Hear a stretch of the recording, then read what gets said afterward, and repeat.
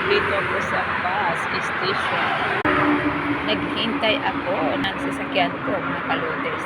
Mga vlogger ko dyan. Magandang umaga sa Pilipinas. Magandang hapon sa Pilipinas. Magandang umaga dito sa Pilipinas. And happy weekend everyone. Nagluto tayo ng masarap. Day off natin ngayon.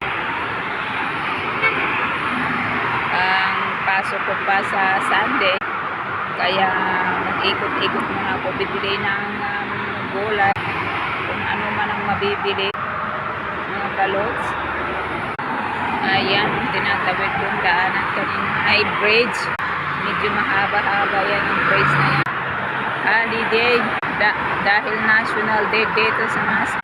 Kaya yan mga kalotes, vlog ang nilalagay ng sultan dito. Hindi na light dahil sa nangyari sa Palestine mga ka-vlog. Ngayon empty ang daanan highway.